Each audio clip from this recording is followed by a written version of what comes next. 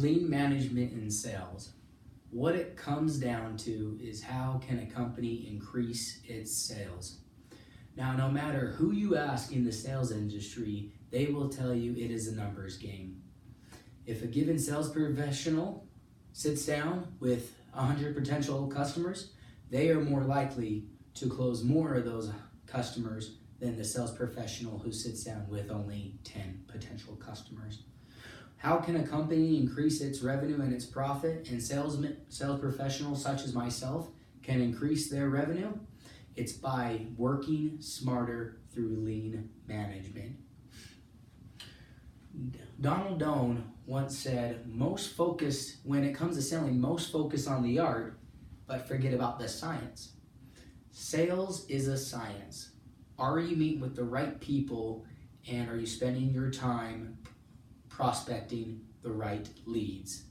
Now, if you manage your time as a company prospecting and going after the correct customers, then you're more likely to close more deals opposed to the company that doesn't prospect and goes after whatever customer. Some key principles that I learned within this research is that one of the most effective ways to increase sales is to only have the sales professionals focus on sales. Now, as far as leads, you can hire a lead generator. You can hire someone else to do the paperwork that's associated with closing sales.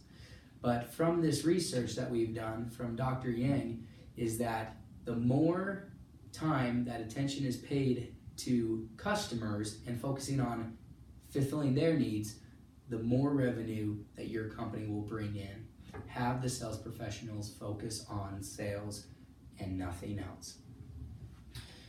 Now, when this study came out, we found that when you apply lean management to sales, not only does it increase your sales, but it decreases the cost of obtaining those sales. Whether it's through following a lead or paying for lead generations, if you are smart and you manage those leads, and if you manage the time and effort that you put into those, not only will you see your normal sales growth grow exponentially, but then you'll see the cost of obtaining those sales go down when you work smarter and more effectively within your sales, including question-based selling, asking for referrals instead of cold calling. Managing and becoming more lean are all ways to increase revenue in the sales gain, as well as cutting out extra cost and time. Now, as a sales professional, the most valuable asset that you have is time. Again, it's a numbers game. Now, when you apply lean management, you can cut out excess wasted time and use that time to go and close more deals and put yourself in front of more customers. With my personal experience as a door-to-door solicitor with an alarm company, my job was to go from neighborhood to neighborhood trying to convince people to buy my product, that they should use their smart home security system through my company. Now, as a rookie, I made the fatal mistakes, as most rookies do, of not working smart, but just working hard. And through my hard efforts, I did succeed as a rookie, but in years 2 and 3, I applied lean principles and I started working smarter as a door-to-door sales representative. Through a sales training, I was given key principles how I can spend my time more effectively to close more deals. We found as a door-to-door company that the customer would have one of 6 objections to why they wouldn't buy their product. Now, the key is if we could minimize or absolutely completely eliminate all objections, then we had a buyer. The 6 objections that I would run into as a door-to-door salesman would be: first, are we legit? Second, do they even have a need of a smart home security system? Third, the decision maker wasn't home at the moment to make a decision on whether they should purchase my product. 4, they already had a security system and they know they didn't need mine because they were happy with their own. And 5th, they couldn't afford it. Another objection is that they're not interested, but we were trained that we should only focus on the above 5 objections.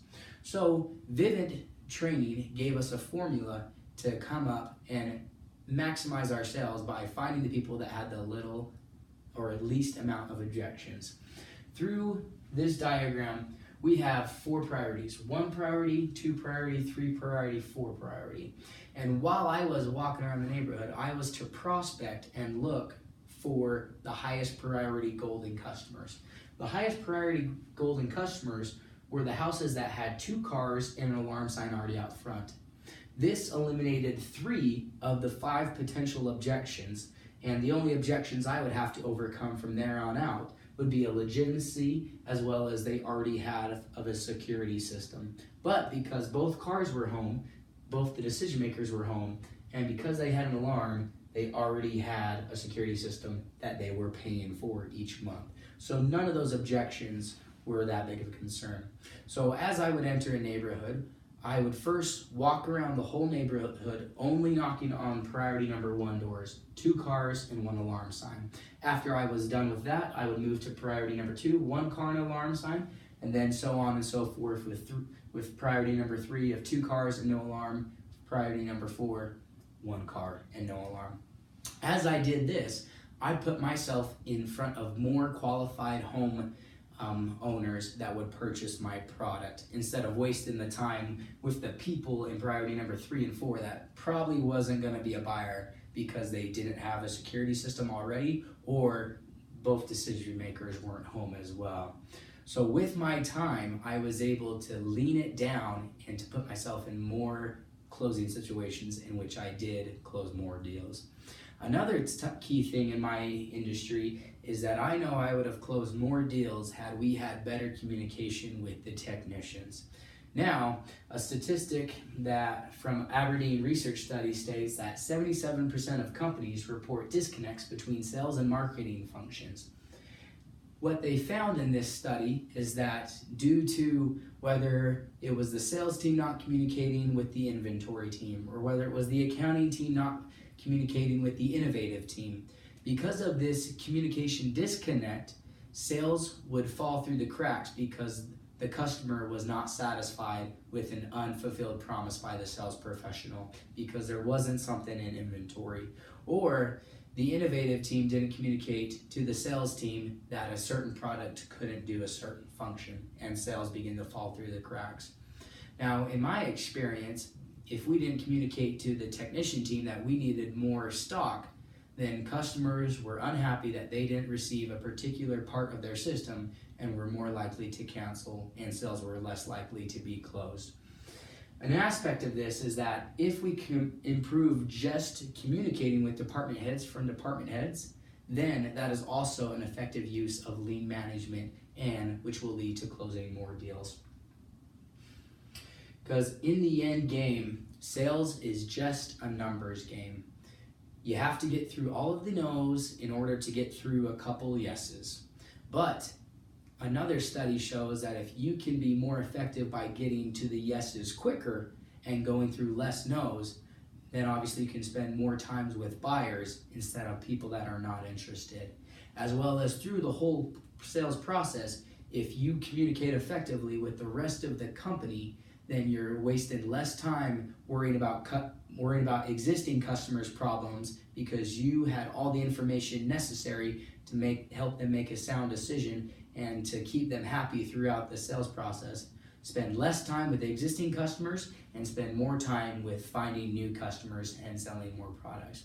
If we can manage each and every single department head in a company and can focus on cutting out extra time and communicating more so that our time is spent more effectively acquiring new customers, then you will see sales skyrocket due to the fact that you have made your sales process more lean. Thank you.